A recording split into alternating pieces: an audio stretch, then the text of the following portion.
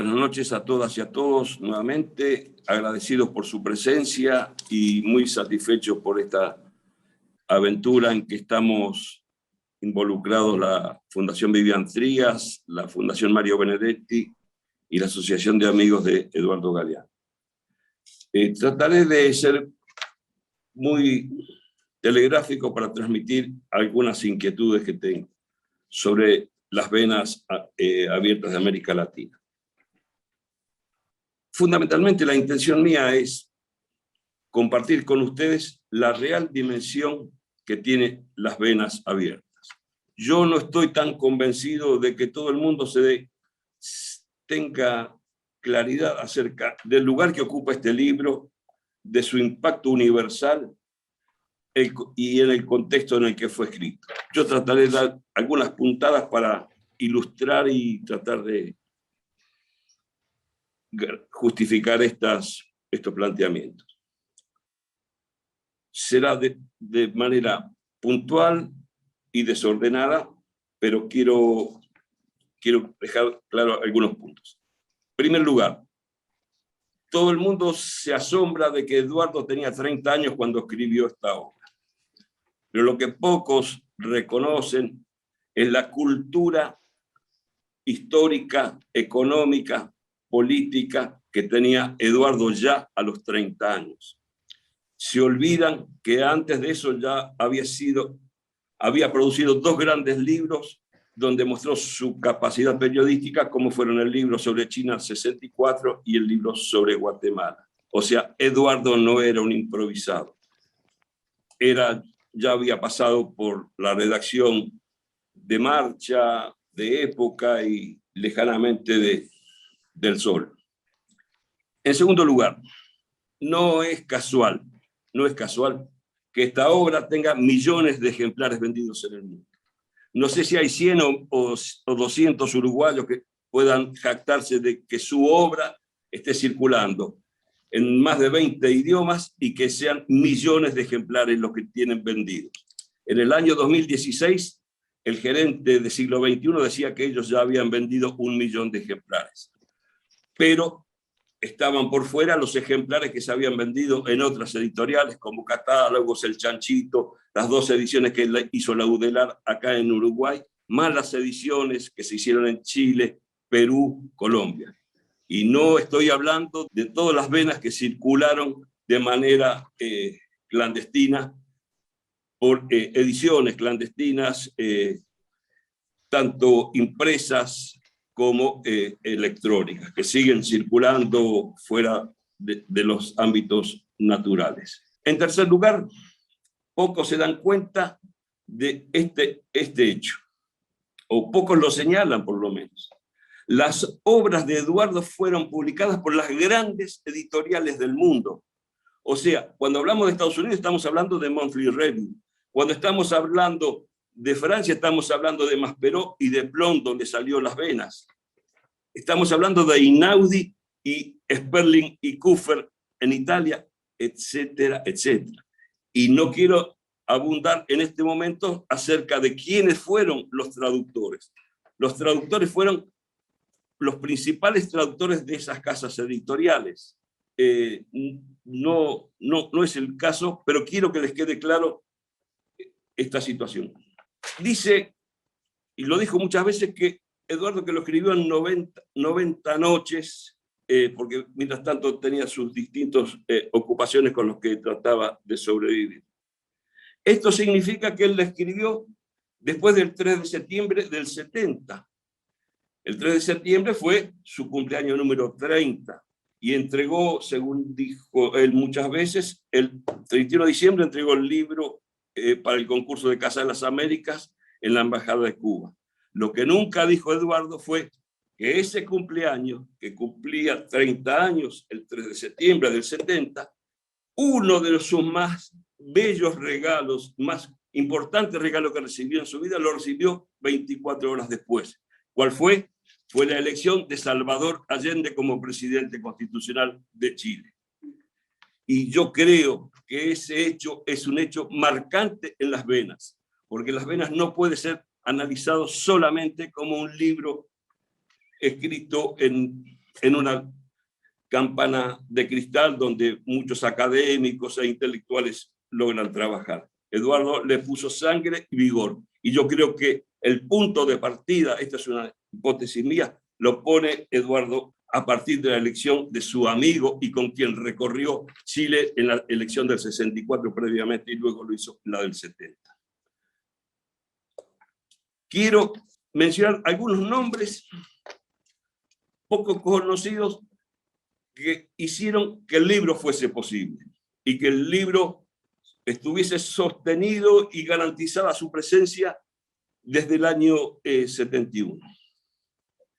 Voy a nombrar a 6 personas fundamentalmente. En primer lugar, Elena Villagra.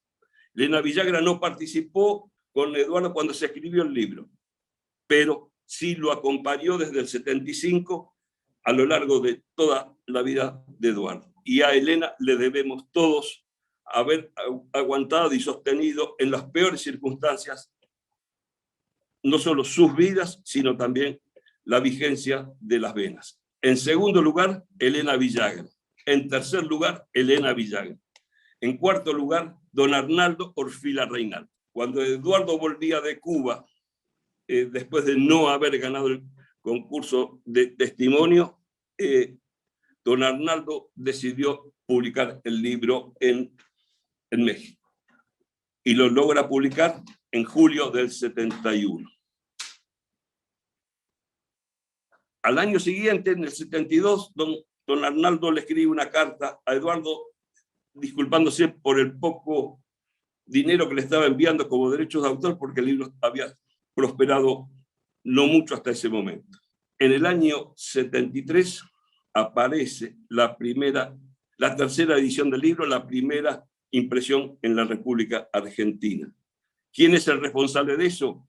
Alberto Pérez, un nombre que es poco conocido y a quien muchos le debemos muchísima por su enorme labor como editor. Pero en este caso en particular, él fue el que tuvo el coraje de publicarlo. A la salida de la dictadura de Lanusse, empieza a publicar contra la opinión de muchos intelectuales que lo rodeaban, Las Venas. En el 73 aparecen 2 ediciones, en el 74 aparecen 3 o 4, y ahí explota el libro y empieza a circular por el mundo. Alberto Pérez es un hombre clave en toda esta historia para tener la vigencia del libro. El sexto es fundamentalmente Carlos Pérez, el actual gerente general de Siglo XXI de Buenos Aires. Es el que cuidó toda la obra de Eduardo, Las Venas en particular, y quien ha hecho posible que el libro esté circulando en toda América Latina. El libro durante muchos años había desaparecido de los anaqueles de las librerías de América Central, del Caribe, ni hablar, salvo Cuba, que lo publicó en 3 ediciones la Casa de las Américas. Carlos hizo posible que hoy circule en toda América, la América andina, el norte de Sudamérica, América Central, etc. Pedro, 3 minutos. Ok. Y fundamentalmente, lo importante son los lectores de Eduardo. Esa relación entre Eduardo y los lectores directamente. Porque no nos olvidemos, Eduardo nunca tuvo un comisionista literario, nunca tuvo un partido político que lo promocionase. Fue su propia, la calidad de su obra fue la que le permitió aparecer en las principales revistas europeas y norteamericanas cada vez que publicaba un libro, pero sin tener lo que algunos llaman eufemísticamente agentes literarios o tratantes literarios, no sé bien cómo es la expresión. Quiero cerrar haciendo alusión a que la gran importancia de Las Venas es que coloca el tema de América Latina como el centro de su obra. Es tan importante el libro, y yo lo quiero señalar, porque se ocupa no solo del Coño Sur como estamos todos acostumbrados, y con esta visión bastante etnocéntrica que tenemos los del Coño Sur. Fundamentalmente, Eduardo piensa en América Central, piensa en el Caribe inglés, Yo le pregunto a más de uno de los académicos de su época y de la actual, ¿quién leyó a Eric Williams como lo leyó él, el gran escritor y primer ministro de Trinidad y Tobago? O sea, él piensa en América, él no piensa en América. Tocaste un botón, Pedro, te emocionaste y No, apagaste la cámara. Pará, Tocó, perdón. tocó la cámara. Bueno, estaba con Eric Williams, se nos fue Pedro. Ya volverá Pedro. Esto es un momento, bueno. Aprovecho para decir que hay muchos saludos que nos están viendo ahí en en el chat. Tenemos un saludo de 33, de la provincia de Misiones, del Espacio Encuentro, amigas y amigos de todos lados. Bueno, no sé qué habrá pasado con esa compu, algo se tocó, que bueno, igual Pedro tiene la vuelta. Vamos a seguir con la charla porque ya estábamos en tiempo y después igual va a haber otra ronda y Pedro redondea, ¿tá? En este caso, la segunda, el segundo abrazo, yo le decía, el Zoom no nos da para abrazar, pero pueden hacer con las palmitas, vieron que hay unos gestos ahí, uno puede hacer así o vamos arriba, y porque para si el otro siente también el abrazo, y Pedro la verdad que transmitió mucho con lo que nos decía y va a dar para más comentarios. Pero bueno, va a continuar Mariana Abreu. Mariana es periodista, trabaja en M24, la pueden escuchar por las mañanas, con Martín Rodríguez, un programa precioso, y también, bueno, trabaja en TV Ciudad y es colaboradora de Brecha, otro espacio donde también Eduardo ha dejado una huella. Así que le damos la palabra a Mariana para que comparta sus abrazos con todos. Bueno, buenas noches. Muchas gracias por la invitación a la Fundación Vivian Trías, a la Fundación de Amigos de Eduardo Galeano, también a la Fundación Benedetti. Es un gusto participar de este encuentro, estar junto a quienes están integrando este Zoom, quienes siguen por YouTube, también a todos los participantes de la mesa que escucharé y he escuchado atentamente. Y bueno, antes de arrancar a comentar algunas de mis consideraciones que son personales y básicamente reflexiones, decir que esta intervención parte de alguien que comparte una de las vocaciones de Galeano, el periodismo, y no de un conocimiento especializado sobre su obra o una cercanía personal, como quizás otras personas que están integrando este espacio, esta instancia, sino más bien eso, de una lectora de Galeano a quien conmovió su pluma, que le acompañó sus palabras durante varios momentos de la vida distintos, y sobre todo desde una empatía hacia sus palabras y desde una simpatía. Cuando me propusieron pensar un poco en este costado de Galeano, del periodista, del divulgador, del comunicador, lo primero que se me vino a la cabeza fue esta capacidad para amplificar ciertas voces, ¿no? Es algo que se ha dicho, amplificar ciertas voces que desde una manera consciente, ¿no? Intencional, buscada y también lograda a través de sus capacidades, las voces de los indignados, de los nadies, como él decía, de los olvidados, de los subestimados, y podemos seguir agregando categorías, ¿no? Me refiero a los indígenas, a las mujeres, a los campesinos, a los pobres, y esto no solamente ha caracterizado, creo yo, su obra y su producción literaria en cuanto a libros, sino también su carrera periodística desde muy temprano, o sea, desde el comienzo, creo yo, que además fue un comienzo muy precoz, muy jovencito, arrancó en la ilustración, después, bueno, ustedes sabrán, la historia de Galeano, fue jefe redactor de semanario Marcha a los 19, 20 años, y algo lindo, otra de las cosas lindas de esta invitación, además de encontrarme con ustedes, fue poder volver a la biblioteca, volver a encontrarme o a reencontrarme con algunas notas periodísticas de Galeano, concretamente al semanario Marcha. Mi viejo coleccionó parte de los ejemplares, los encuadernó, los tuvo en su biblioteca hasta que me los regaló porque no tenía espacio, y bueno, tengo ahí los libros, y me puse a ver cómo conectaba desde ahora, ¿no? Desde esta sensibilidad que ha ido cambiando, esta subjetividad, y me encontré con esto, y quería leerles dos fragmentitos, son breves porque el tiempo nos apremia y no quiero monopolizar la palabra. Son fragmentos de un artículo que él escribió en 1962 en Marcha, En realidad esta nota formaba parte de una serie de artículos sobre los hospitales, las condiciones de los pacientes, el presupuesto destinado a la salud, y les voy a leer dos partecitas como extraídas. Hace 10 años, un ministro de Salud Pública, doctor Fulano, preguntó, ¿para qué quieren más plata los locos? Los locos, quiso decir los hombres, que se han convertido en cosas, los que están segregados del resto de los hombres, perdida la libertad, la vida rota, como se amputa un brazo gangrenado para que el resto del cuerpo permanezca sano. No hay mayor distancia entre la criminal sinceridad de aquel ministro y la actitud de nuestros honorables políticos.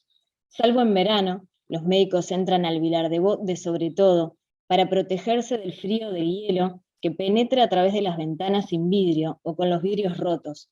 Los enfermos, en cambio, apenas si pueden cubrirse con desgastados pedazos de telas viejas. Por las noches, el frío y la penumbra y la humedad que se filtra a chorros por las grietas de las paredes hacen inhabitables las salas para cualquier persona que todavía goce de la consideración digna de un ser humano.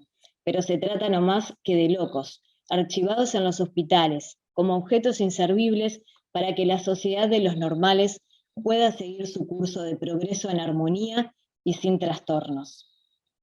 Este fragmento, como decía, es parte de una nota que en realidad está enfocada en los hospitales psiquiátricos, es la parte de esta serie, que se llama Los enfermos mentales no son votos, y como decía, lo escribió para Marcha en el 62, muy jovencito. Quizá puede chocar esto de enfermos mentales, capaz que Galeano hubiera elegido otro título en el día de hoy, que cambió un poco el paradigma de salud, o quizá no, quizá para confrontar y para incomodar hubiera usado la misma, los mismos términos, no lo sabemos, pero habla de la gente con padecimientos psíquicos que vaya, si no serán una población olvidada al día de hoy. Lo escuché decir en más de una entrevista que él siempre estaba del lado de los que perdían y no entendía muy bien por qué, hasta que luego se dio cuenta que la gente olvidada, desplazada, los nadies, eran los que tenían cosas más interesantes para decir.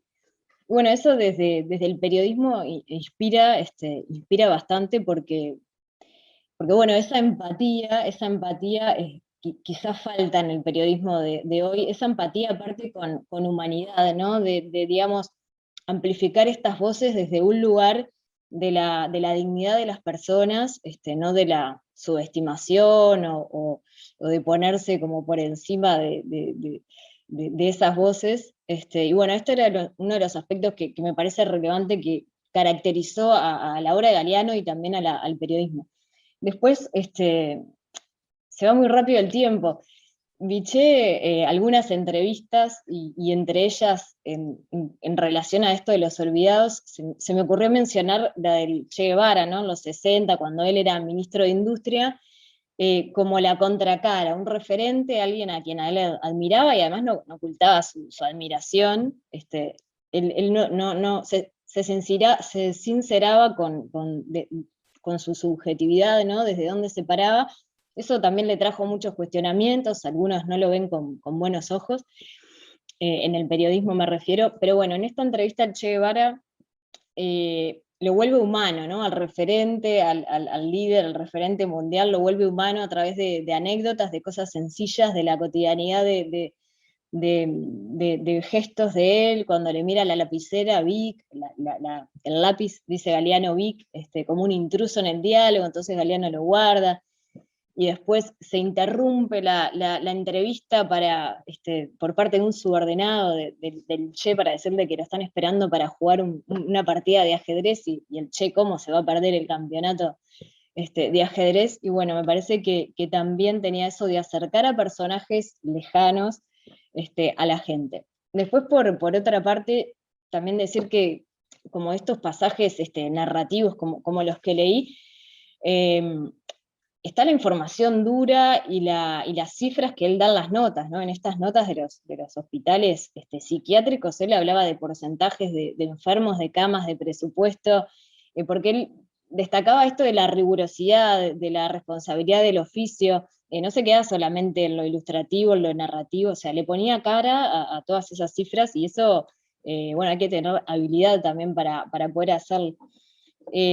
otra de las cosas que quería destacar era el tema del estilo, ¿no? Él siempre dijo que no diferenciaba el periodismo y la literatura, y esto obviamente no se trata de la invención o de la ficción, sino de utilizar los recursos literarios o los recursos de la ficción para contar la realidad, ¿no? Y es una de las cosas que también atrapan, seducen cuando una lee esos artículos, te hacen sentir que estás ahí en esa situación, ¿no? Las imágenes que genera, los olores, las imágenes sonoras, y bueno, es una de las cosas que se encuentra en sus artículos, en sus crónicas, en sus columnas. O sea, hay poesía, hay figuras literarias que no voy a nombrar porque no soy especialista, y bueno, no quiero nada, pretender que sé cosas que no sé, pero bueno, no hay tampoco que saber mucho para darse cuenta que tiene poesía, que tiene literatura lo que escribe Galeano. Y no sé si tenemos tiempo, pero seleccioné un pedacito porque quería 3 mencionarte. minutos. 3 minutos. ¿Tres? Está, creo que vengo bien.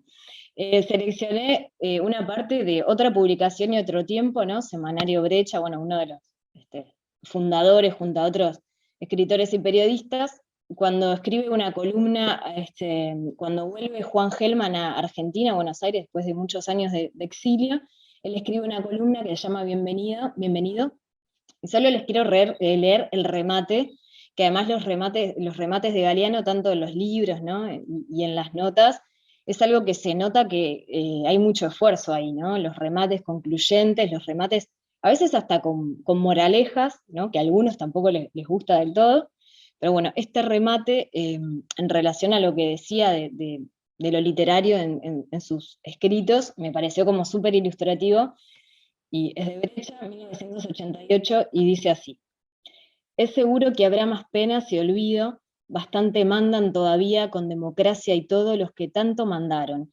pero quizás este reencuentro de la ciudad y su poeta sirva de augurio al año que nace, quizás anuncie buenas cosas para la dignidad humana y la afirmación democrática, quizás anuncie que más temprano que tarde los asesinos caerán como un resto de barro pegado a la suela de los zapatos.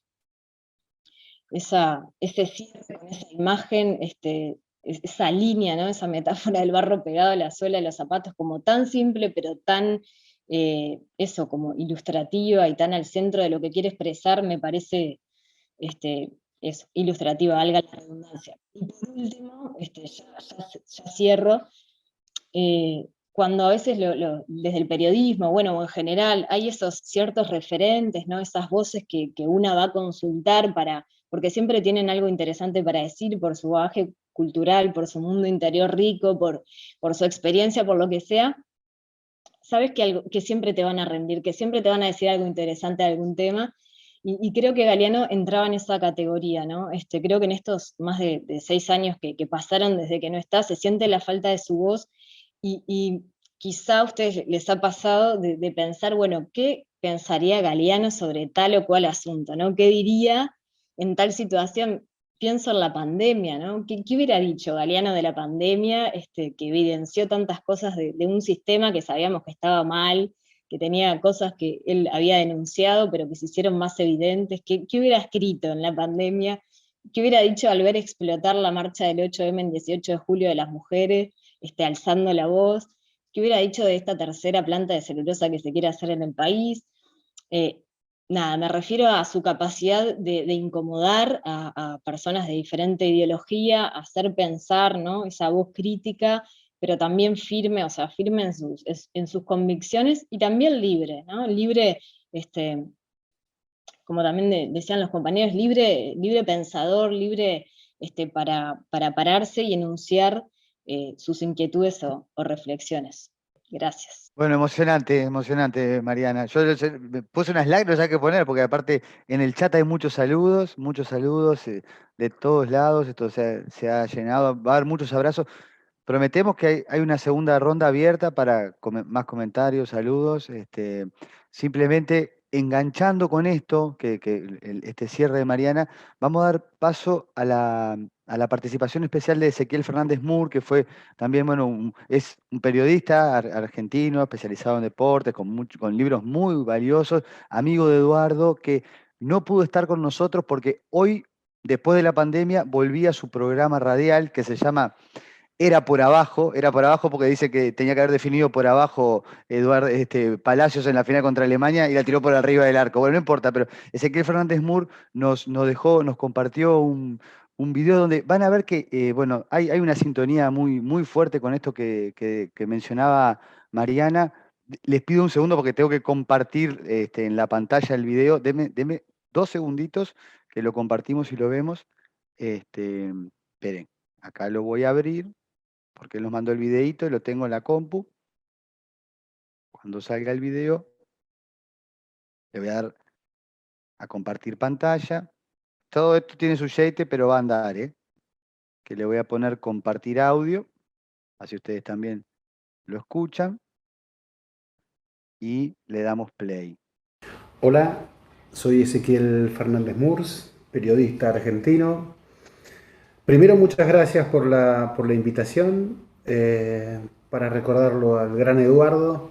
Y a ver, yo quiero recordarlo como esa necesidad que tenemos de tener referentes, de tener maestros, de tener esa especie de faro, de luz en medio de la noche, ¿no? De que cuando estamos ahí medio perdidos, cuando no sabemos qué bondi hay que tomar, a ver qué dijo Eduardo. Por ahí hay un camino en lo que nos dijo Eduardo. Y les voy a contar un episodio específico que me sucedió con esa figura de referencia de Eduardo. Se trata de una organización danesa llamada Play the Game, que desde hace ya 30 años más o menos se dedican a investigar sobre la ética en el deporte, sobre la corrupción, sobre el doping, género. Muy interesantes trabajos se presentan allí y es muy europea esta organización, nacida en Dinamarca, en Copenhague.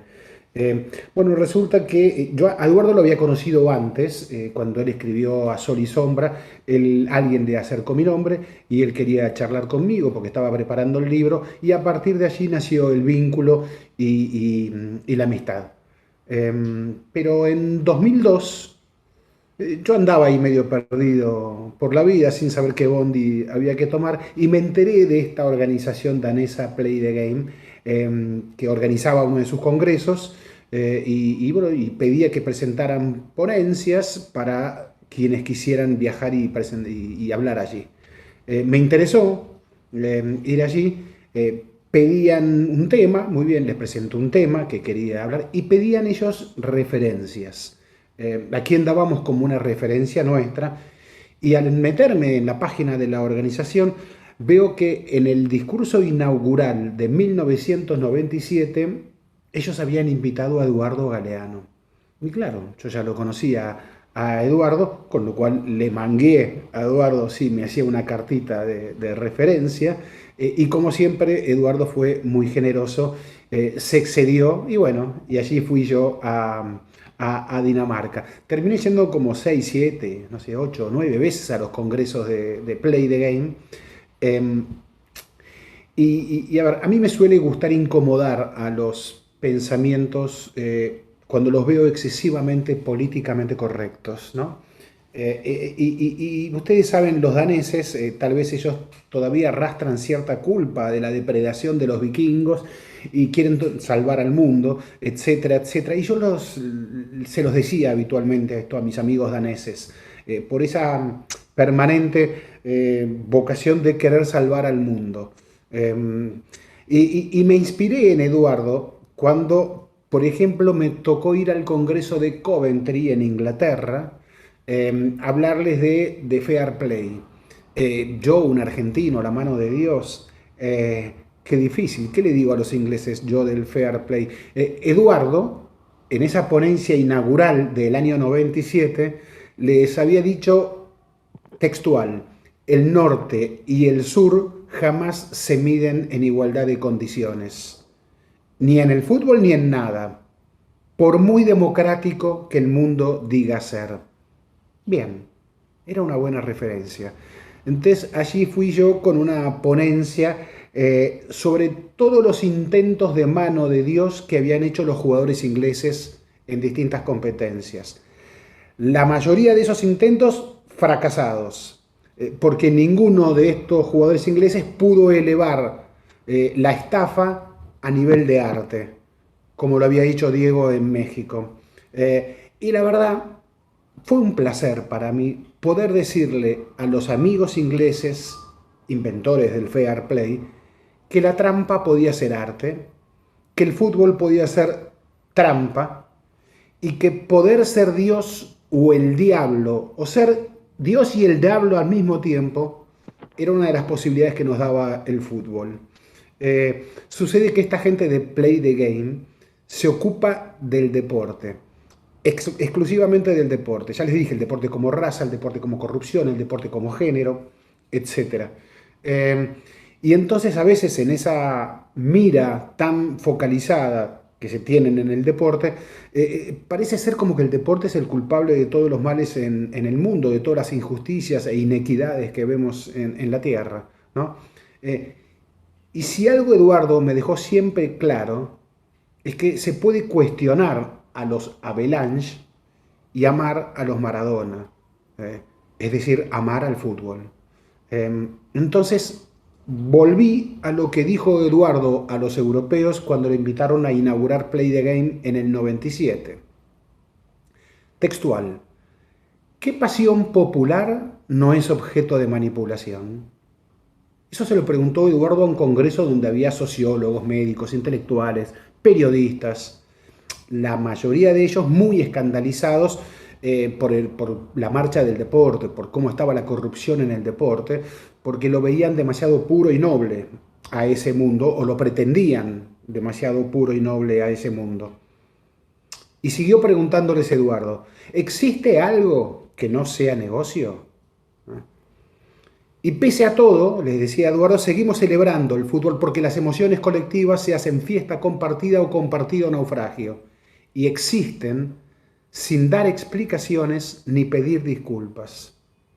¿Y por qué recuerdo este tramo? Porque en el 2015, todos los que nos interesamos de ciertas cuestiones del fútbol, recordaremos que en 2015 cayó el gran ladrón de la pelota.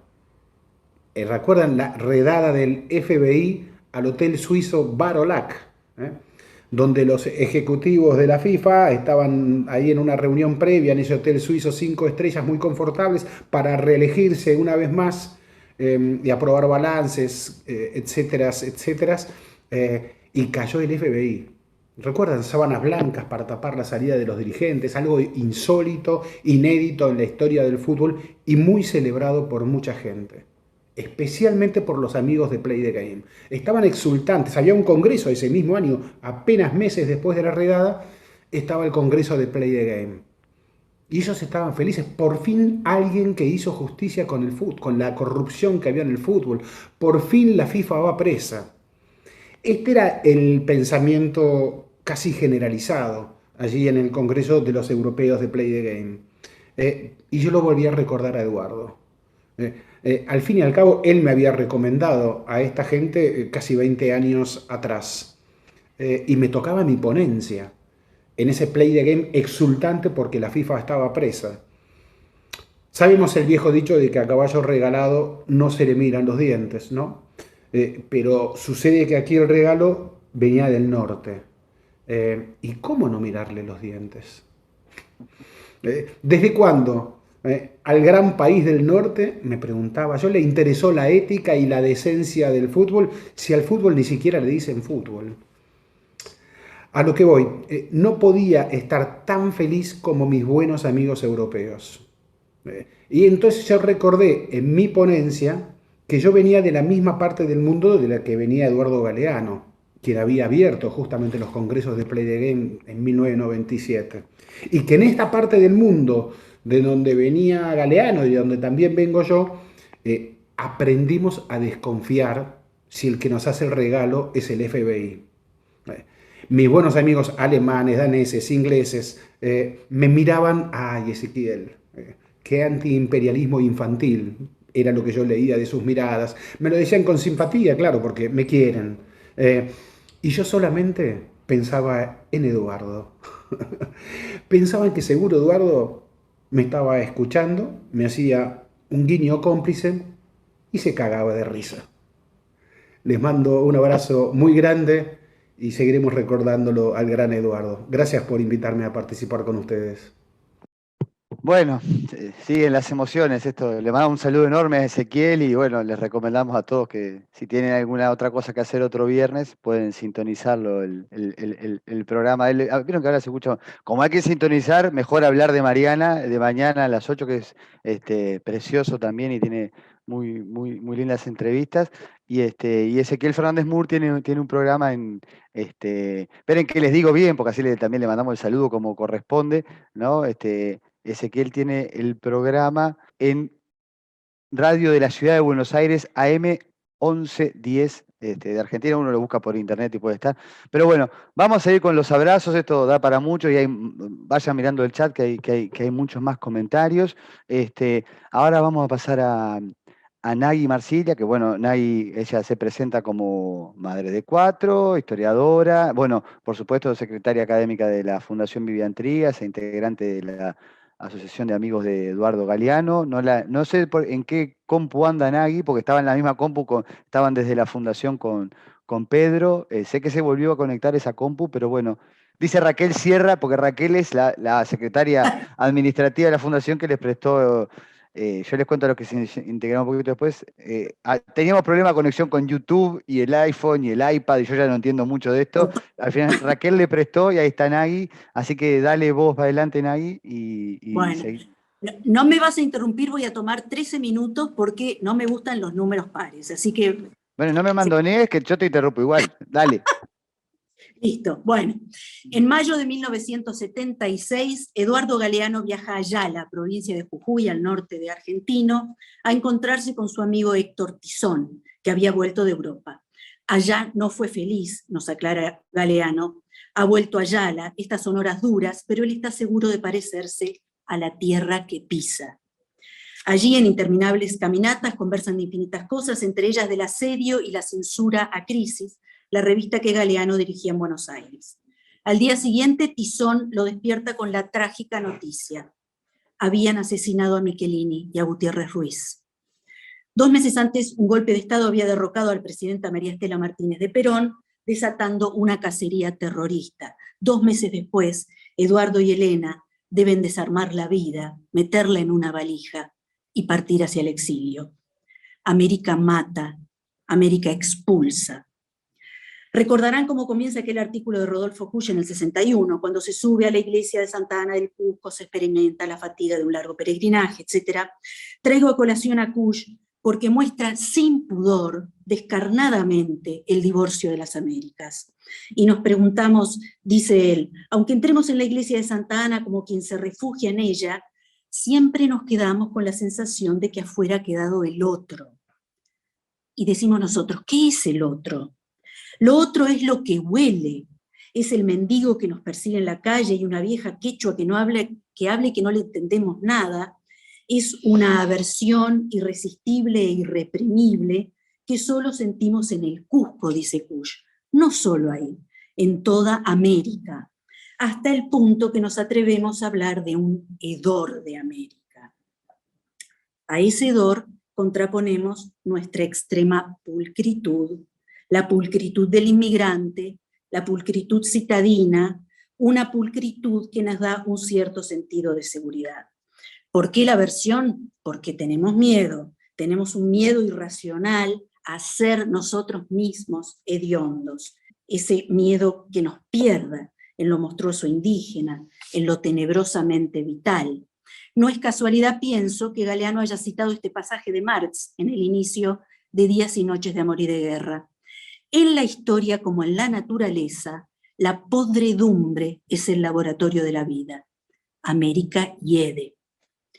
El terrible desencuentro entre el hedor y la pulcritud puede llegar a la psicosis, al Spaltung. ¿No es eso lo que ocurrió con Arguedas, que estaba enfermo de Perú, como diagnostica desoladoramente Galeano? José María Arguedas, hijo de blancos, había sido criado por indios y habló quechua toda su infancia. Dice Galeano, a los 17 años fue arrancado de la sierra y arrojado a la costa. Salió de los pueblitos comuneros para entrar en las ciudades propietarias. Aprendió la lengua de los vencedores y en ella habló y escribió. Nunca escribió sobre los vencidos, sino desde ellos. Supo decirlos, pero su hazaña fue su maldición. No podía ser indio, no quería ser blanco, no soportaba ser a la vez el desprecio y el despreciado. Entonces un sábado se deserrajó un balazo en la cabeza. América duele. Casi de perogrullo diría que en el exilio Galeano comienza no solo una nueva etapa, sino una nueva percepción de América. Por eso declara en 1984 que Memoria del Fuego es como una conversación con América, con la memoria de América. Converso con ella como si fuera persona, en todas sus dimensiones, olores, colores, dolores. Recuerden que en el libro de los abrazos adopta el concepto de sentipensante de la cultura caribe que había traído a colación el antropólogo Orlando Falsborda.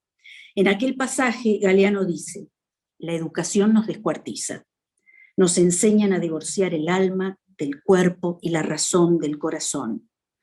Sabios doctores de ética y moral han de ser los pescadores de la costa colombiana que inventaron la palabra sentipensante para definir al lenguaje que dice la verdad. América siente.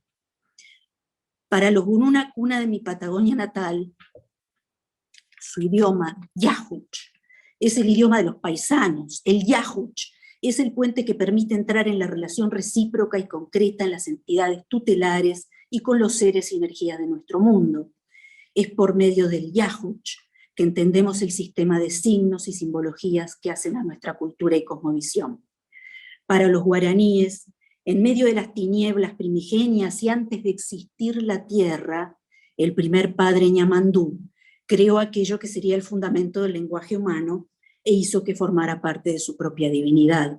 Galeano luego hablará del guaraní, que es una lengua de conquistados que los conquistadores hicieron suya, y en esta lengua los paraguayos cantaron y pronunciaron su santo y seña. América habla. Quieren los compradores de las alfareras de Ocumicho, en Michoacán, México, firmen sus trabajos, dice Galeano. Ellas no entienden este asunto de la gloria solitaria. Dentro de su comunidad de indios tarascos, una es todas. Fuera de la comunidad, una es ninguna, como le ocurre al diente que se desprende de la boca. Porque el tipo de organización agraria promueve soluciones de tipo emocional, integrador, con una economía de amparo, diría Kush. Secuestrados en África y trasladados a América, no en aviones de la muerte, sino en barcos negreros, llegan esclavizados millones de hombres y mujeres, misma aberración, igual terror. Muchos mueren en la travesía, pero nos dice Galeano, nunca olvidarán a sus dioses. Oyalá, a la vez hombre y mujer, se disfrazará de San Jerónimo y Santa Bárbara. Obatalá será Jesucristo y Oyún, espíritu de la sensualidad y las aguas frescas, se convertirá en la Virgen de la Candelaria, la Concepción, la Caridad. 4 millones de africanos esclavizados llegaron al Brasil colonial. Hoy Brasil tiene 110 millones de afrodescendientes, más de la mitad de su población. El segundo país del mundo con mayor población afro después de Nigeria. Muchos de aquellos esclavos fugitivos fundaron el duradero y temido, que ya saben, Quilombo dos Palmares, una confederación de mocambos en la capitanía de Pernambuco. Sobrevivió casi un siglo. Su máximo líder fue asesinado, su cabeza cortada y salada fue expuesta en una pica en Recife para que todo el mundo se diera cuenta que no era inmortal. Al sur del sur, el pueblo mapuche, con Caupolicán, Calfulicán, Colo Colo y Lautaro, también detienen al español en el Arauco. Lautaro, que con apenas 11 años había sido capturado y convertido en indio de servicio del gobernador general Pedro de Valdivia, aprende su cultura y los usos hispanos y los va a usar luego. Ocurrió en diciembre de 1553. El ahora Toki Lautaro se apodera del fuerte de Tucapel, sabiendo que venían los españoles. En esa batalla, en lugar de atacar en masa, envía a grupos sucesivos de guerreros que se alternan en el combate sin dar respiro al enemigo. Tras el aplastante triunfo mapuche, Valdivia es tomado prisionero, dicen que es obligado a tragar oro fundido y muerto. Hay historietas ahora en el sur, como Guardianes del Sur, sobre este episodio, que lo relata vívidamente Galeano así. Hasta ese instante, Lautaro ha sido el paje de Valdivia. A la luz de un relámpago de furia, elige la traición, elige la lealtad. Sopla el cuerno que lleva terciado al pecho y a galope tendido se lanza al ataque. Se abre paso a garrotazos, partiendo corazas y arrodillando caballos, hasta que llega a Valdivia, lo mira cara a cara y lo derriba. No ha cumplido 20 años el nuevo caudillo de los araucanos. Poco después, tanto Lautaro como Caupolicán son muertos, este último empalado, esa muerte lenta que destroza las entrañas y desmembrados sus cuerpos para escarmiento de los vencidos. Volviendo a la derrota de Palmares, concluye Galeano: ¿qué sabe la vigilia comparado con lo que sabe el sueño? Sueñan los vencidos con Zumbí, y el sueño sabe que mientras en estas tierras un hombre sea dueño de otro hombre, su fantasma andará. América resiste, América clama. En estas últimas décadas los pueblos originarios han vuelto a apropiarse de la historia, o mejor dicho, no detuvieron nunca su andar ancestral y porfiado sobre esta tierra. Se transformaron recientemente en el tornado que catapultó a Evo Morales, el cocalero aymara, y enfatizo cocalero y aymara, a la presidencia de su país.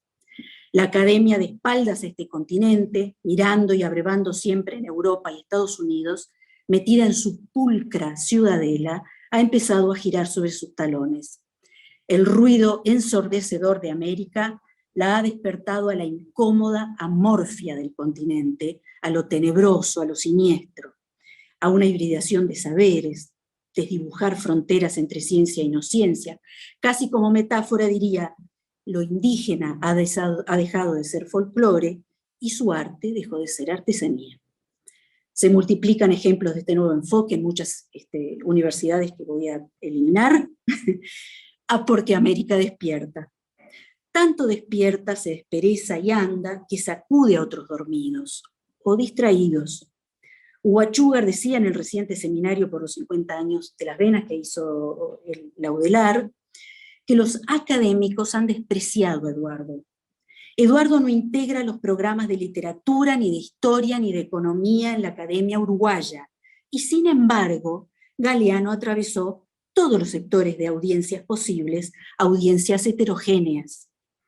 Aventuraré la hipótesis de que justamente este giro de la academia sobre sus talones, al que hacía referencia antes, este reconocimiento de un etos americano, de una antropología propia, este parecerse a la tierra que se pisa como tizón, ha llevado a la academia a abrirle las puertas a Galeano, a recibirlo finalmente en casa.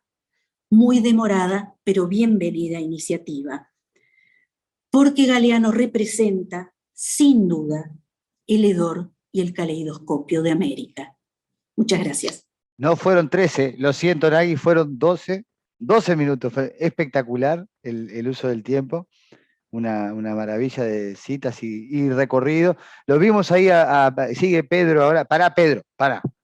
Vos, porque te quedó por terminar una partecita, le pasamos a Román y después haces vos tu cierre. Bueno, viene todo muy emocionante, ya muchos aplausos aparecen en el chat también, y emociones de todo tipo, ¿no?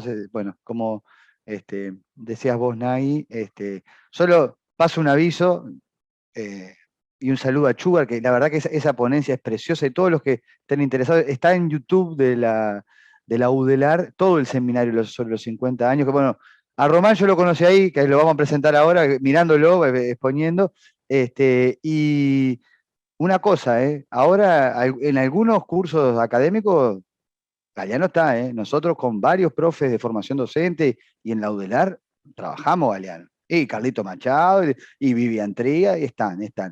Y no hay que esperar solo los reconocimientos de las autoridades, porque también estamos los de abajo que damos clase. Bueno, paso a Román Cortázar. Mire cómo se presenta Román, y yo solo leo sus palabras para que no me digan después. Román Cortázar es escritor e investigador de la UNAM, Universidad Nacional Autónoma de México, y amigo de Eduardo y Elena y Daniel, a quien les echa toda la culpa de haberle deformado mucho sus ideas.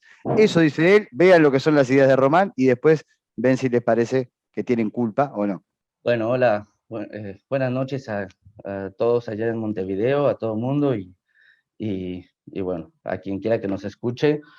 Y me gustaría empezar por mandarle un abrazo muy cálido sobre todo a Daniel, que ha sido compañero de muchas aventuras de investigación, intelectuales y también de las otras que importan, las de la vida, ¿no?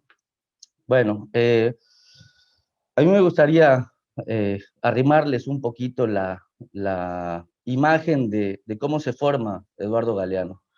Me parece que si hiciéramos una especie de arqueología de la obra de Eduardo Galeano, tendríamos que remontarnos a, esto lo he platicado mucho con Daniel, lo que me parecen los años fundacionales de la ética y de la estética de Eduardo, que son los años del Sol.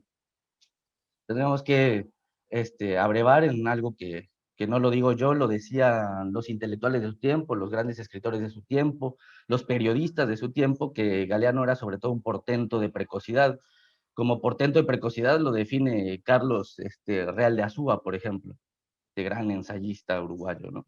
Ángel Rama también habla de la precocidad de Eduardo Galeano. El mismo Ángel Rama, que al principio habló mucho de Eduardo, que conspiró con Eduardo para escribir este librito, bueno, para publicar este librito sobre el fútbol, en la editorial Arca, en los años 60, cuando nadie se atrevía a escribir de fútbol, porque el fútbol era una especie de opio del pueblo, ¿no? Bueno, Eduardo fue también precursor en esa beta, y reúne una antología de narraciones sobre el fútbol, entre otros está Pavés, y bueno, mucha gente, ¿no?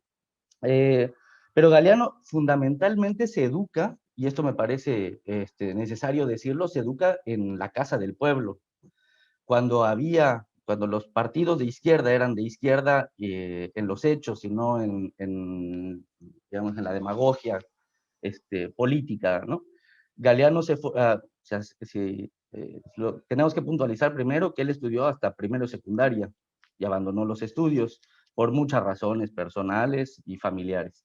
¿Y dónde se forma? En la Escuela de Formación Política del Partido Socialista, en la Juventud Socialista en el año 55, entra en enero del 55, teniendo apenas 14 años, se inscribe en los cursos del Sol, y toma, me parece, 2 cursos que lo van a marcar para toda la vida. El primero es con Enrique Brocken, filósofo argentino que cruzaba, cuando en aquella época se hacían las cosas no nada más para ganar plata, cruzaba todos los fines de semana el charco de Buenos Aires a Montevideo, y a las 9 de la mañana entraban a clase, durante toda buena parte de la mañana, a ver exclusivamente El Capital. 3 años estuvo en un círculo de estudio estudiando Galeano, de los 14 a los 17 años, El Capital.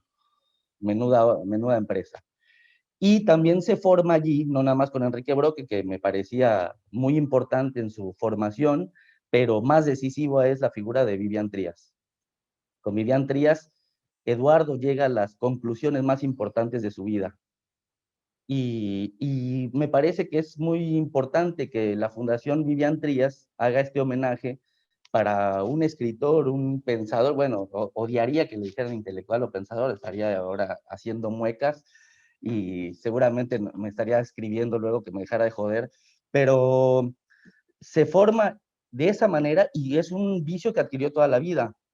Bueno, tú, Gabriel, me has contado de los cursos que tomaba con Carlos Machado, y Elena y Eduardo iban a la Fundación Trías cada que Machado visitaba Montevideo para impartir sus cursos de historia, y ahí estaban en primera fila Eduardo y Elena. Bueno, esta fue la forma básicamente autodidacta en que Eduardo llegó a la literatura y llegó al periodismo. Naturalmente va a ser muy importante la figura de Quijano, por supuesto, de Frugoni, más como un abuelo al principio, porque lo veía como un nieto de Eduardo, y una serie de personajes con los que se va topando toda su vida. Pero esto, lo que me parece interesante resaltar es que si uno hace una revisión a fondo de la obra de Eduardo, sobre todo de los textos periodísticos de sus primeros años, Eduardo llega a las conclusiones fundamentales, a sus conclusiones fundamentales en política y literatura desde los años 50 y a principios de los años 60, y esas ideas fundamentales no lo van a abandonar nunca. Naturalmente no quiero decir que se estancó y que vio el mundo toda su vida como lo vio al principio de su formación, sino más bien esas ideas fundamentales fueron robusteciéndose, haciéndose más complejas, más ricas y más contradictorias también. Me parece allí muy importante, por ejemplo, lo que decía Mariana, de que Eduardo ve al periodismo como que no hace una distinción entre el periodismo y la literatura. Incluso dirá más, ya esta idea de que el periodismo y la literatura son una misma cosa, la tiene a principios de los años 60. Todavía en el año 2000 y tanto, en varias entrevistas dice que la literatura es todo mensaje escrito que produce una cultura. Por lo tanto, literatura es el Quijote y literatura es un graffiti en una pared de cualquier ciudad. Y también nos hace la observación de que como existen buena y mala literatura, existen buenos y malos libros, pero que en esencia todo mensaje escrito que produce una cultura es literario. Y esto me parece fundamental porque es uno de los temas que más me ha apasionado, el establecer el lugar que ocupa Eduardo Galeano, y me parece bárbaro que se esté recuperando paulatinamente, todavía lentamente, hay que decir, la obra de Eduardo Galeano más allá del personaje.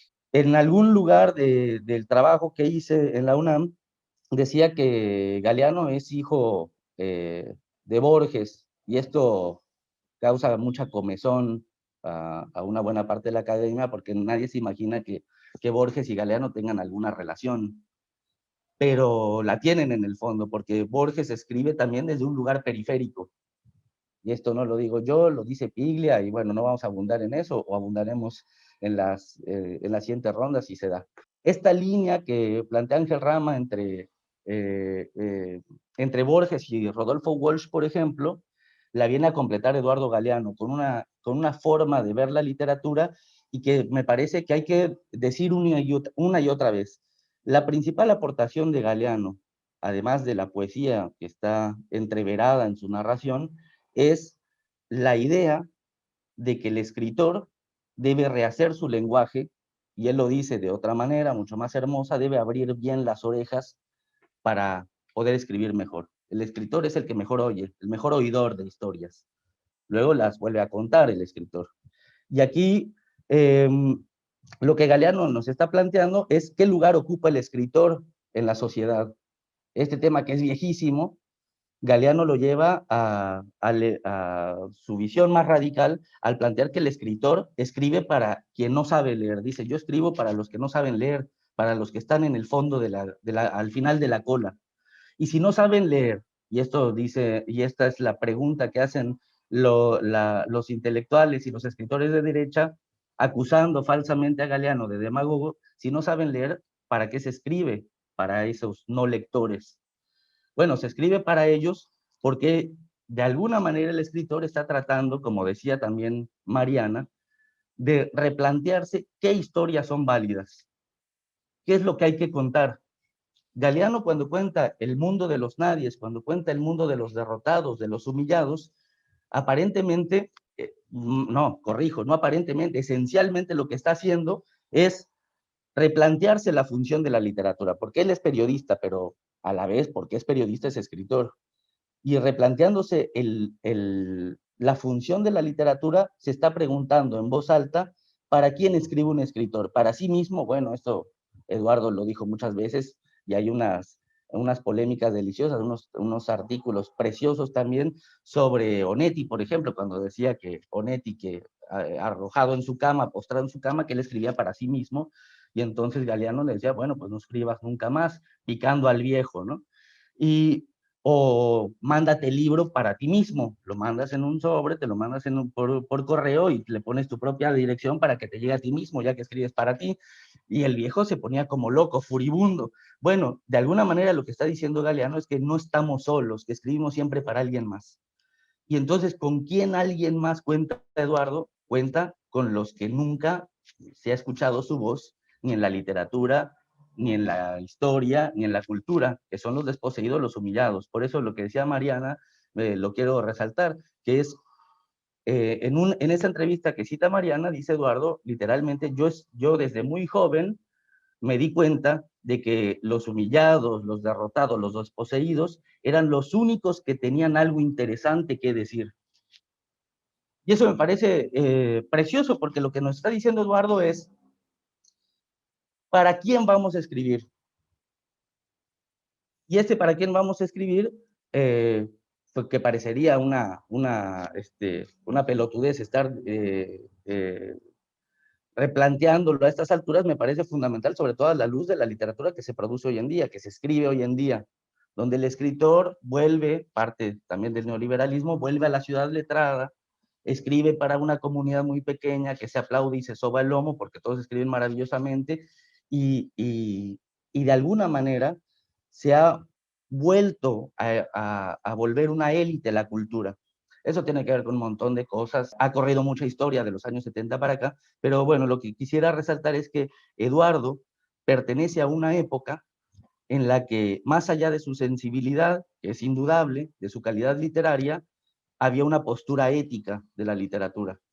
Y esa postura ética la plantea con mucho vigor Eduardo. Me parece que no es extraño que los escritores de derecha o los Vargas Llosa que andan por ahí desprecien abiertamente a Eduardo, porque Eduardo les recuerda con su obra todo el día, todos los días, que también se escribe literatura con la ética en la mano, y que la ética no está peleada con la estética, con la visión poética de la vida.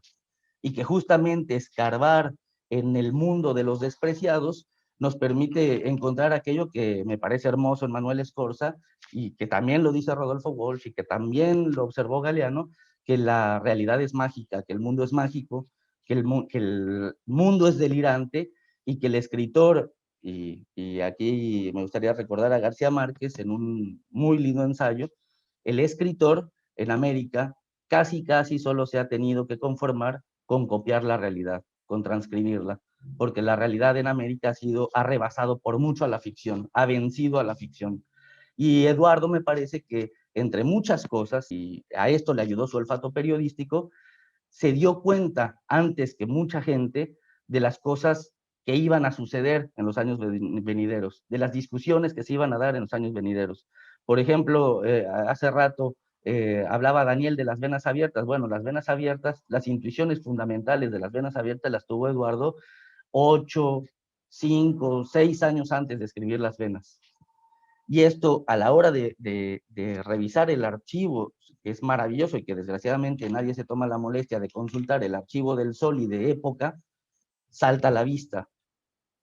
Estos escritores, y en especial Eduardo Galeano, se entrenó con la palabra, pero todos los días, porque escribía todos los días su columna en el periódico Época, por ejemplo, pero más allá de este entrenamiento, las ideas fundamentales siguen siendo las mismas. En el Galeano, que escribía sus reseñas de artes plásticas en El Sol, en los años 55, 56, 57, en el Eduardo Galeano, que escribía sus crónicas sindicales en el año 57, 58, que escribía sobre las elecciones en Uruguay y sobre el sistema político burgués en el año 58, y el Eduardo Galeano, que empieza a hacer periodismo ya más en forma, en la revista Che, en Buenos Aires, en Marcha, y posteriormente en Época.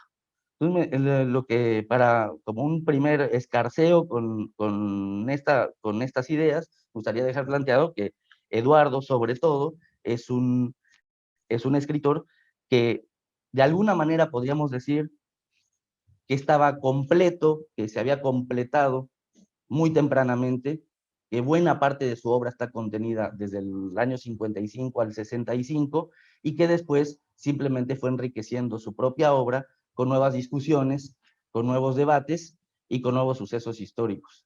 Lo que decía Daniel sobre las vicisitudes de las lecturas de Eduardo Galeano, bueno, tiene razón. Eduardo fue un intelectual, bueno, un lector voraz, leyó absolutamente de todo.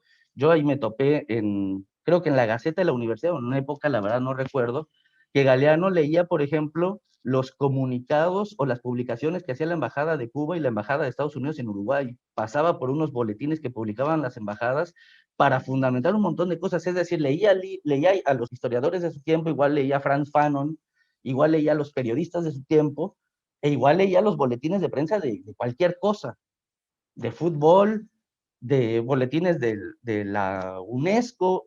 Por cierto, Eduardo se fue en 1966 a Francia, alcanzó a Benedetti con una beca de la UNESCO para, a mí no me queda claro, para escribir un libro. Supongo que empieza a pergeñar las venas abiertas en el 66, porque ya estaba en eso, porque Carlos Machado en la entrevista que le hice, me había dicho que Eduardo escribió, es cierto, Las venas abiertas en 90 noches, pero bueno, también le gustaba contar esa historia. Lo que no nos decía, y cabe la pena resaltar hoy en día, sobre todo por sus detractores, los detractores de las venas más bien, es que Eduardo escribió Las venas durante 5 años, y yo creo que, y con esto cierro, me gustaría resaltar con una imagen que me obsequió Carlos Machado del modo de trabajar de Eduardo.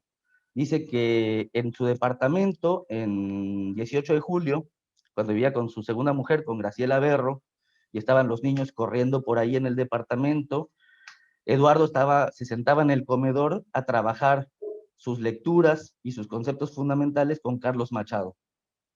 Y que entonces Carlos Machado le hacía observaciones y Eduardo no defendía sus textos, sino únicamente subrayaba, tomaba nota y se ponía al día, hacía sus lecturas correspondientes, replanteaba los conceptos y se reunía con Carlos Machado para hacerle nuevas entregas.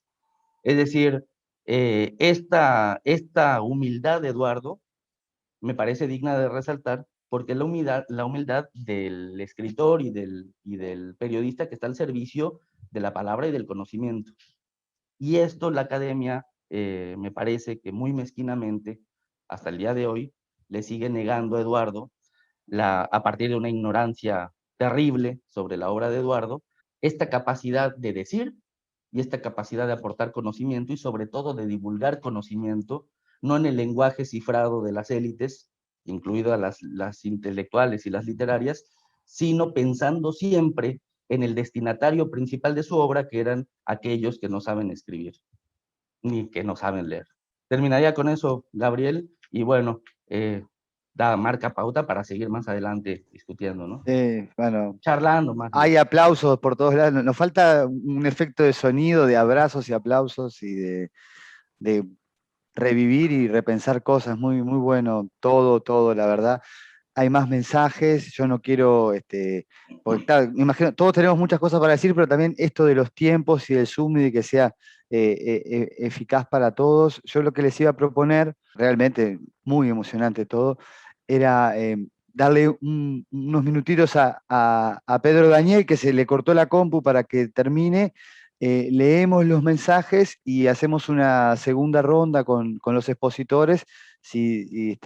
Por supuesto que quienes quieran mandar más mensajes por el chat. Yo creo que esto, sin duda, que marca un inicio. Quizá podemos hacer en un futuro otra ya presencial y Zoom, porque también uno siente la necesidad que, digo, no es apagar la cámara y nos vamos, no sé, cada uno agarrará su libro de Galeano, no sé qué haremos después, ¿no? Pero también la presencialidad la vamos a precisar y bueno, creo que es un buen disparador. Simplemente antes de que hable Pedro, mencionar, porque Román muy humildemente, ¿no? Siguiendo al maestro, él no lo dijo, pero él ha elaborado una tesis, yo no conozco otra por ahora, sobre la biografía y la obra de Eduardo Galeano allá en la UNAM, que estamos ansiosos de que se publique, ¿no? Y bueno, creo que también este evento puede ser un gran disparador para conocer eso y para seguir recorriendo por los corazones y las mentes, ¿no? Y los cuerpos. Bueno, ¿está Pedro Daniel ahí o no está? Porque, Estoy. ¿dónde Nunca me fui. está? Ah, está. Bueno, termine, porque habías quedado ahí con que había leído a Mitchell, era que estabas con Mitchell, ¿no? Ahí tocaste un botón y se fue. No, yo no toqué nada. Pero ¿Quién no fue? importa. Fue Nagy, fue Nagy. Esta Nagy es brava. Dale vos. Yo quería volver sobre la importancia que Eduardo plantea América Latina como un todo. Es un tema sobre el que nadie había abordado con esa claridad conceptual, con esa ambición conceptual. Ahí están, no en vano, 2 o 3 de los que cita Eduardo en sus agradecimientos en Las Venas. Está Darcy Ribeiro, está Sergio Bagú, que le dan una visión mucho menos acotada a la quintita donde cada uno de nosotros vemos. Y yo creo que eso es muy importante. Cuando la academia analiza Las Venas, se olvida que las carreras de historia, cuando Las Venas aparece en el 71, las carreras están en un estado incipiente. No había historias de América globales. La de Alperín aparecería en esos años, pero con un periodo mucho más acotado que los 500 que más o menos aborda Eduardo. O sea, es un audaz en el planteo de un abordaje totalizador, pero lo hace con una solvencia bibliográfica digna del mayor encomio. Yo me acuerdo que había un señor que llegó a ser embajador argentino en la época de Menem en México, que escribió un libro sobre América Latina cuando tenía 28 años, prácticamente la misma edad de Eduardo. Y cuando habla de América Latina, Jorge Abelardo Ramos, se refiere solamente, en el mejor de los casos, a Sudamérica. Le dedica 60 páginas de ese libro y las otras 200 y pico de páginas se las dedica a la historia argentina. Cuando uno ve Las Venas, la bibliografía sobre la que descansa, la facilidad con la que se mueve históricamente y contemporáneamente, las categorías que utiliza Galeano son dignas de admiración, pero sobre todo es admirable la idea de América, que es la que él quiere transmitir. Yo quisiera terciar en esta cosa entre Nagy y Gabriel acerca de la academia. Creo, Gabriel, que lo que quiso decir Nagy, y yo lo suscribo plenamente, es que no es frecuente en las bibliografías de los cursos de historia o de literatura en las universidades americanas que esto ocurra.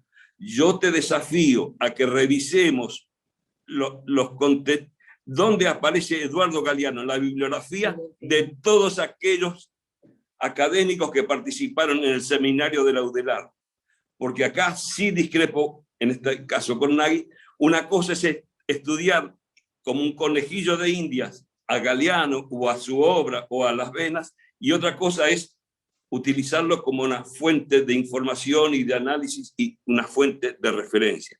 Y aquí hay un mea culpa que todos debiéramos hacer, porque Las Venas en particular, cuando aparece, se convierte en libro de texto de la mayor parte de los cursos de Latinoamérica que se imparte en las universidades norteamericanas. Hay 2 libros que circulan ampliamente por esos años. Uno de Petras y Zeitlin, una colección de artículos donde incluso hay un artículo de Galeano sobre Guatemala, y el de Eduardo. Pero aparece en las bibliografías, los estudiantes lo analizan. Es más, hay testimonios que hablan de que los propios dirigentes del Black Panther Party conocen la problemática latinoamericana a partir de la lectura de Las Venas, gracias a la traducción que hizo Monthly Review prácticamente de inmediato a la aparición del texto de Las Venas en idioma inglés. No quiero alargarme más, pero creo que la academia no solo...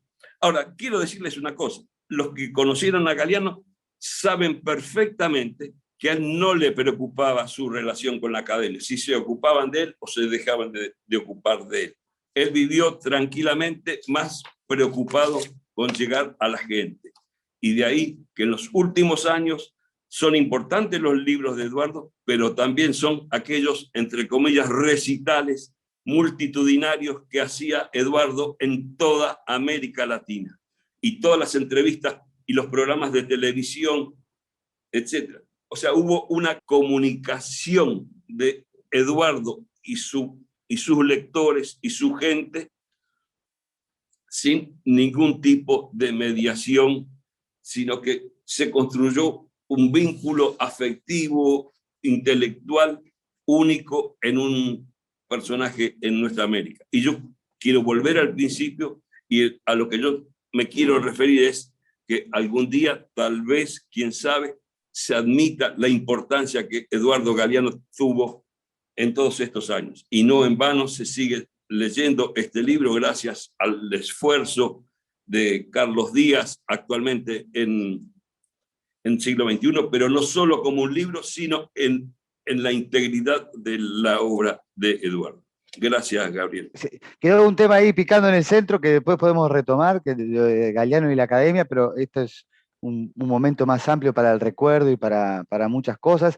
Siguen, es impresionante lo sentido y lo lindo de los mensajes. Yo las invito a todos a leerlos en el chat, porque además hay de Panamá, hay de Argentina, hay de México, hay de quien fue a ver la obra cuando se estrenó en teatro El fútbol a sol y sombra, porque todos tenemos tantos recorridos, tantos aprendizajes, bueno, como la guiñadita que recordaba o se imaginaba Ezequiel Fernández Mur de Eduardo ahí cagándose de risa. Tenemos todos esos momentos de faros que, bueno, es imposible sintetizarlos, y está bueno que fluyan y refluyan. Yo solamente les quiero agregar un detalle que me parece relevante y un poco explica algunas de estas cosas que estamos haciendo hoy, ¿no? Que creo que tiene que ver con las emociones, y ya pasamos a la segunda ronda. Yo no sé si no cobrarle a Pedro, que Pedro se toma unos minutitos más ahí, pero no importa. Igual esto, quien tiene hambre puede apagar la cámara. Se puede comer en cámara también. Nosotros, esto es como, no tenemos el fogón, pero es un zoom. Hay una punta de lo que dijo al final Román, que a mí me pasó, ¿no? Que mucho sobre lo de la humildad, pero esa humildad que quiere construir con los demás, ¿no? Yo tenía 18 años y en la fundación empezó a hacer unos cursos de historia con Carlos Machado. Yo esto lo cuento, muchos compartimos los cursos y lo sabemos, ¿no? Yo a Carlito lo había leído para el liceo, ¿no? Historia de los orientales, me había generado mucha despertar de cosas nuevas, y aparecieron unos cursos de Carlitos en la fundación que con Nagui compartimos como alumnos. Fue una maravilla los cursos de Carlos, yo no podía creer, bueno, una historia preciosa, ¿no? Y Elena era alumna del curso también, no sabía, bueno, y en verano se anota Eduardo a hacer los cursos con nosotros. Año 96, un año aparte, muchos se acordarán, movilización estudiantil en contra de la reforma, nosotros justo ocupamos el IPA, no sé qué. Y yo estaba como un cholulo, porque tenía Carlos Machado, un ídolo, era profesor, Galeano sentado al lado, aparte tomaba sus notas, Eduardo, en esas libretitas, ¿no? Pero además, porque Carlito Machado daba clases muy largas. Yo esto se lo conté a Román. Carlito Machado a veces no paraba de leer. La clase eran 2 horas y iban 3 horas. Y que Eduardo le decía, Carlito. Y a veces nos escapábamos a tomar un whiskycito o algo, ¿no? Que nos invitaba Eduardo de Monge y charlábamos alguna cosa. Yo escuchaba, no sé qué. Y había otro compañero que en un momento, muy admirado por Eduardo, le pregunta, pero Eduardo, ¿vos qué hacés viniendo a un curso? No, claro, Eduardo. Y él le dice, Yamandú, yo no terminé el secundario. Carlitos es mi maestro. ¿No? Y yo decía, ¿no? Qué fuerte, ¿no? Porque, claro, vos suponías que, y ahí aterrizado otra vez a ese, bueno, a esa humanidad tan plena, ¿no? Entonces, bueno, creo que lo estemos haciendo acá en la Fundación Vivian-Trías, con la Sociedad Amigo Eduardo Galeano, con Nagui, bueno, con también los amigos de la Fundación Benedetti y Roberto López Belloso, muy importante, ¿no? Y quiero aprovechar simplemente esto para comentarle a todas y a todos que también por detrás de esto hay una persona muy importante, que es José Díaz, ¿no? Que José, en parte, reactivó el motorcito cultural que ha sido la Fundación en estos años, ¿no? Y que recuperó a Carlitos para el Uruguay, eso que decía Román de volver al charco, cruzarlo cada 15 días, eso hacía Carlitos, y en parte es promotor de todo esto. Y el miércoles que viene paso el aviso, pero aprovecho, se va a hacer un homenaje a José y a los firmantes, pues se cumplen 50 años de la firma de la creación de aquel Frente Amplio, ¿no? Y bueno, estén atentos, va a ser bueno, transmitido también y va a ser en la sala Citarrosa, si pueden participar, porque creo que, bueno, como un poco estamos recordando todo, esto no es solo política en el sentido partidario, ¿no? Es una cuestión ética. Donde estamos todos aprendiendo un poco de todos y recordando y teniendo faros que nos iluminen. Bueno, y José me parece que también es una de esas personas a las que tener presente, y no quería dejar de mencionárselo porque es otro de esos abrazos que también hay que darse y que me parece que son muy importantes. Y lo último que menciono, y ya le damos la vuelta, y quiero hacerle, yo ya se lo dije a ella, pero para mí Mariana fue de los primeros faros que apareció en estos 6 años, que hace un tiempo, no me acuerdo cómo fue en Twitter que puso, pero había un tema y ella dijo, ¿cómo se extrañan tus palabras, Eduardo? ¿Qué dirías de esto? ¿No? Y yo creo que ella representó a muchas y a muchos que, bueno, nos estamos encontrando ahora y también estamos tratando de resignificar, de continuar, que no quede en absoluto, yo me imagino, jamás Galeano querría que lo repitiésemos, ¿no? Sí, que lo recordásemos. Y bueno, eso es un poco lo que estamos haciendo. Doy la palabra en el orden que hablamos la vez anterior, seguiría Mariana, después Nagui y Román para cerrar, y bueno, vayamos haciendo más abrazos juntos. Bueno, gracias por el comentario tan halagador, y bueno, gracias también por los compañeros que han compartido sus reflexiones y lo que vienen trabajando en torno a Galeano, y las lecturas, lo que han seleccionado. Quizá retomar algunas cosas que plantearon también como para interactuar un poco, esto de los cuestionamientos hacia Galeano que decía Román, ¿no? Que incluso los hablamos con Gabriel en una llamadita que cuando pensábamos un poco en esta participación. Es cierto, creo que también es natural, ¿no? Que quienes son populares y tienen muchos seguidores y conectan con mucha gente, bueno, también tengan gente que no se sientan identificados con lo que escriben, y bueno, no tienen por qué hacerlo. Hay como varios tipos de críticas, capaz algunos más atendibles que otros, o algunos que podían llegar a enriquecer algo, ¿no? A dejarnos algo.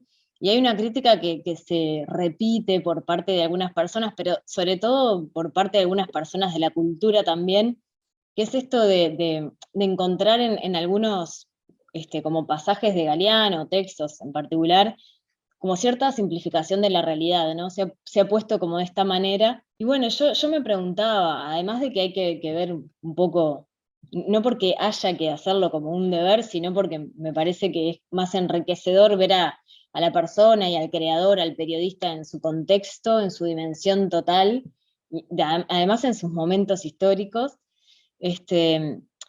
Además me pensaban que, bueno, capaz que en algún texto puedo llegar a ver a eso que apuntan, ¿no? De cierta manera decir cosas complejas, simples, que eso también lleva todo un trabajo y que es muy difícil, ¿no? Pero me refiero a quizá cosas puestas de una manera un poco esquemática.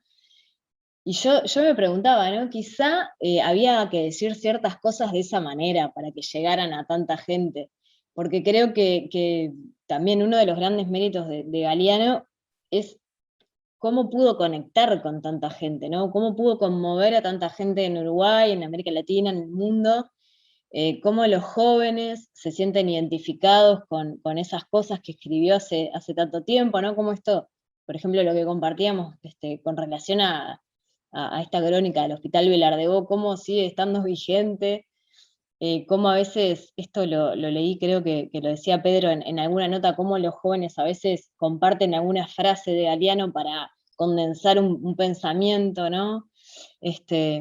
Bueno, me parece que eso es un valor en sí mismo, ¿no? Poder llegar a tanta gente distinta, y también con sensibilidades diferentes.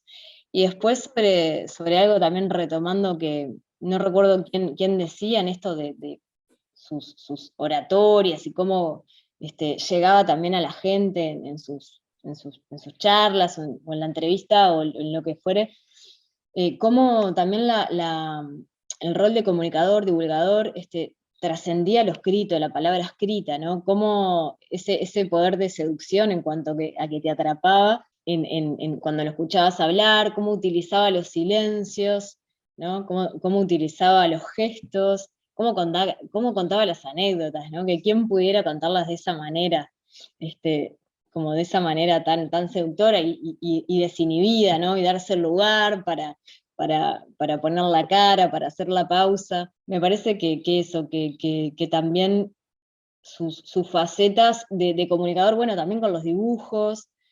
Hoy hacíamos a la radio una entrevista a López Belloso y él comentaba el espacio en blanco que él tenía mucho en cuenta en las ilustraciones hechas por él o por otros para sus libros, cómo lo hacía jugar también con lo que estaba dibujado, con el espacio ocupado, y me parecía que eso también se podía llevar a la oralidad, cómo los silencios jugaban con lo dicho, y bueno, su rol y su poder de comunicación en sus múltiples dimensiones, ¿no? Un comunicador como con todas las letras. Y después me hice algún apuntecito más.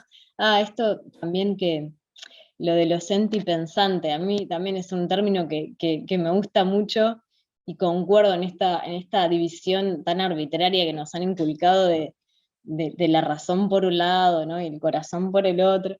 Y él también lo aplicaba al periodismo, incluso creo que fue la entrevista que mencionaba también Román, creo que fue una entrevista que le hicieron en Cuba, sobre su manera de escribir, y él decía, a ver si lo encuentro por acá, que era una frase, decía algo así como, no lo encuentro, pero decía algo así que como, si solamente le daba el lugar a los sentimientos, se podía caer en la cursilería, pero si solo se le daba el lugar a la razón, se podía llegar a caer en ser frío. Entonces, bueno, él hablaba desde lo racional y desde el corazón a la misma vez. Esos fueron los apuntecitos que me hice como para complementar o bueno, hablar también retomando lo que comentaban otros. Gracias, Mariana. Bueno, se nos hace larga la noche. Cuántas ganas de seguir conversando con todas, con todos, ¿no? Ahora mandó un mensaje a Alexis que se iba de México, también dejó un evento para realizar. Todo lo que está en el chat queda grabado. Yo le voy a proponer a Nagui y a Raquel que después en la fundación lo pasemos en limpio, las anécdotas, los mensajes con los nombres para colgarlos en la página de la fundación y compartirlo en las redes también, que es otra forma de escrituras y recuerdos sobre Eduardo. Y bueno, no veo a Nagui porque le tocaría ahora alguna reflexión también. Ahí está, ahora está, ahí apareció. Y después Román. Nada, simplemente decir nadie es profeta en su tierra, ¿no? Como decía Daniel hace un rato, las venas abiertas de América Latina estuvo en los programas de Estados Unidos y de Canadá. Yo debo haberme cruzado con Jeremy Adelman, que estuvo en el seminario que fue contemporáneo mío en la Universidad de Toronto, y es verdad, las venas abiertas era parte del programa de graduación en la Universidad de Toronto. Estamos hablando de los años 70, gente, ¿eh? No estamos hablando de los años 70, 80. Así que me parece que esa apropiación de Eduardo en el exterior es una cosa muy fuerte. Claro, George Lovell, tenés razón también, George Lovell de Canadá.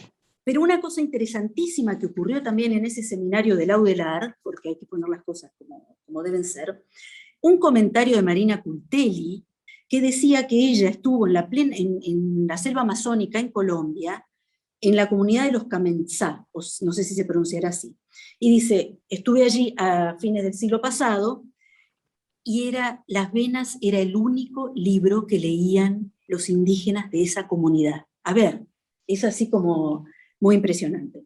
Nada más, es simplemente eso. Pedro quiere decir algo ahí porque le escuchamos la voz pero no pone la cara. Un saludo ahí. No, quería agregar a lo que decía Nagui, que Lovell, el colega nuestro que vive en Canadá, hace de Memoria del Fuego su trabajo fundamental en los cursos de la universidad donde él imparte sus cursos, cosa que es rara ver en América Latina. Eso, yo les quería contar dos cosas de eso, porque para todos me parece que son esos cuentos lindos, ¿no?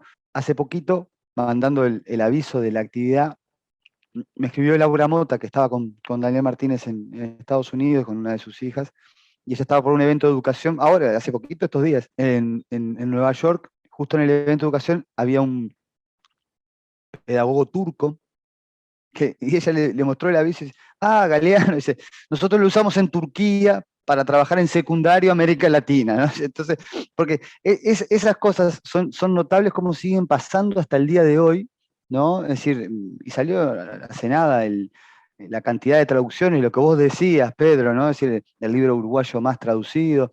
Ahora, yo lo que no creo es que no sea profeta nuestra tierra, Galeano.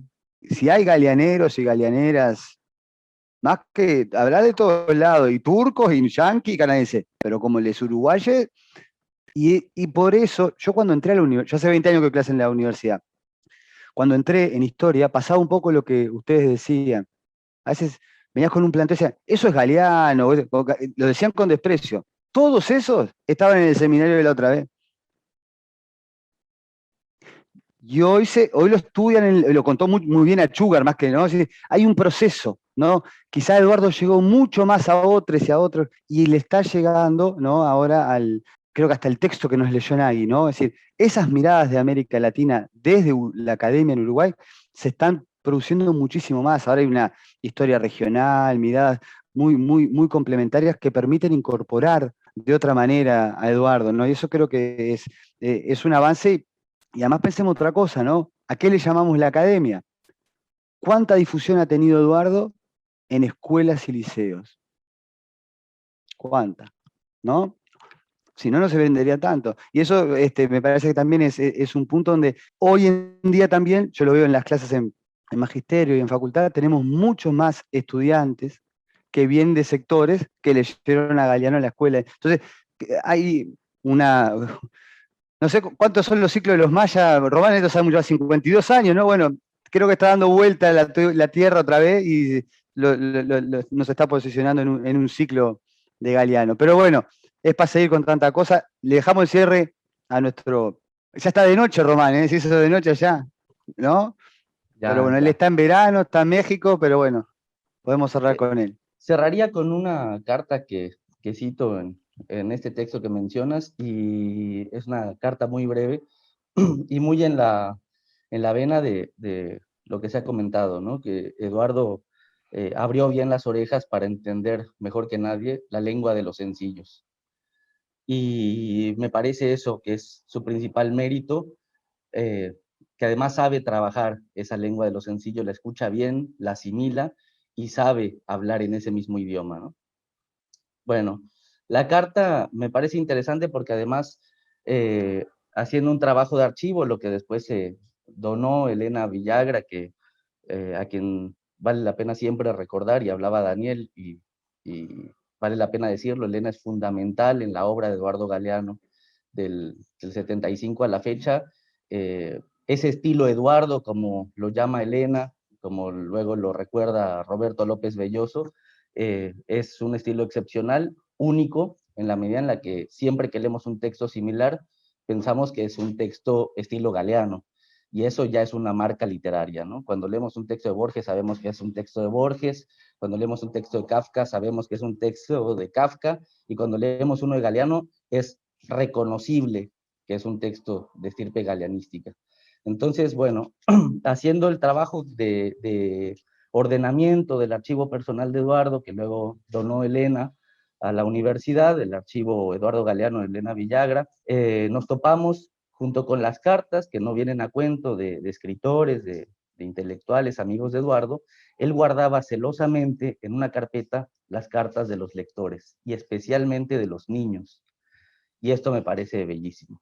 Me parece que mucho dice de la persona que era Eduardo y de sus auténticos intereses. Y creo que esa carta, esta que voy a leer, dice mucho de Eduardo y de la relación con sus lectores y de por qué nos importa tanto seguir navegando en su obra. Dice: estimado señor Galeano, quiero contarle que mi nombre es Natalia, estoy en 5º año C y voy a la escuela Humberto Zarrilli. La maestra nos está enseñando a respetar puntos, comas, etcétera, y eligió de su libro el texto El Mundo. Reconozco que si bien su libro yo lo tenía, no le había puesto mucha atención hasta ahora. Lo que más me gustó fue lo que dijo sobre los fueguitos. A mí me gustaría que se llamara Un Hombre, ya que fue un hombre quien subió al alto cielo. No le estoy reprochando y mucho menos decirle que está mal, sino que tenemos distintas opiniones, ya que usted mismo dice en el texto que todos somos diferentes. Lo que le voy a proponer es muy fácil y lindo. Quisiera que empezara una relación amistosa, que usted venga a la escuela y yo vaya a su casa. En fin, que seamos amigos, ya que solo de usted tengo un libro, el cual tiene una foto de usted. Esperando ansiosa su respuesta, me despido. Esta relación de Natalia de 5º año con un escritor consagrado como Eduardo Galeano, el autor de Las Venas, de Memoria del Fuego, del Libro de los Abrazos, me parece que mucho dice y que no vale la pena que añada yo nada más al respecto.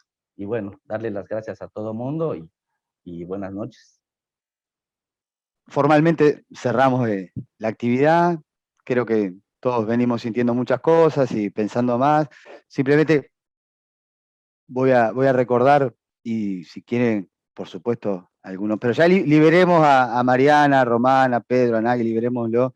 No, yo quiero recordar a un gran amigo que anduvo por acá en la vuelta en el Zoom, no sé si ahora puede ser, que se llama Federico Alves, con quien hicimos juntos el IPA de Historia, y algunos de los cursos en la Fundación, y tuvimos la chance de entrevistar a Eduardo, para una revista que teníamos en la Fundación llamada Memoria Sur, que ahí éramos jóvenes, y a mí una de las cosas que me llamó mucho la atención, y me quedé pensando en lo de Sentipensante, que lo mencionó Nagui, lo mencionó Mariana también, ¿no? En algún momento, fue una charla larga, y hablamos mucho de fútbol, y fue una época, miren, los que les gusta el fútbol, que había dirigido la selección Juan Ramón Carrasco, y habíamos tenido unas derrotas estrepitosas con Venezuela, 3-0 en el estadio, y me acuerdo que Eduardo decía, Carrasco pecó contra la esperanza, contra eso no se puede pecar. Me acuerdo que decía esas cosas, decía, porque también a él le brotaba un poco, él escribía como hablaba también, ¿no? Pero yo me acuerdo, también había muchas dudas, estaba toda la movida por anular la ley de caducidad, ¿no? Y él nos dijo frases que nos hizo pensar mucho, ¿no? Es decir, bueno, un plebiscito no es una ley eterna de la vida, cómo luchar contra eso. Siempre también te estimulaba a la acción, ¿no? Pero en un momento determinado, de esos que, bueno, quienes lo han conocido, estamos los dos sentados en la mesa de la sala Carlitos Machado, estábamos sentados de un lado y él estaba del otro, teníamos una grabadora con cassette, me acuerdo, todavía tengo la grabación así. Él empieza como a viajar un poco, como preguntándose qué es lo más esencial, ¿no? ¿Qué es lo más sagrado? Dice, porque Dios, la ideología, y él, me acuerdo que dice algo así, no cuesta imitarlo, lo más sagrado es eso que podríamos llamar cuerpalma, o almuerpo, esa mezcla, ¿no? De la persona, su alma y su cuerpo, y aparte, yo me acuerdo que para nosotros era como verlo escribir hablando, ¿no? Y eso me parece que es una maravilla que, bueno, haber tenido la posibilidad de conocerlo, de vivir esos momentos, ¿no? Pero además encontrabas, lo mismo que encontrabas en Memorias del Fuego, leyéndolo de noche, antes de irte a dormir, y te hacía recorrer América, como decía Pedro, esas cosas que, bueno, que creo que en todos nosotros ha sembrado mucho y ha dejado diferentes brasas y cosas para seguir en esto. Así que nada, agradecerles. Quien quiera comentar algo, yo no cierro el Zoom, yo me quedo hasta que las velas ardan un poco para dejarlo. Organizamos otra, ya seguro que todos van a tener ganas cuando pueda ser presencial. Cuando venga Román a Montevideo, ni que hablar, que en las fundaciones haremos unos fuegos, y bueno, no sé si para los veganos también, les veganes, todo hay lugar para todos, y eso sin duda. Pero bueno, muchas gracias a todos.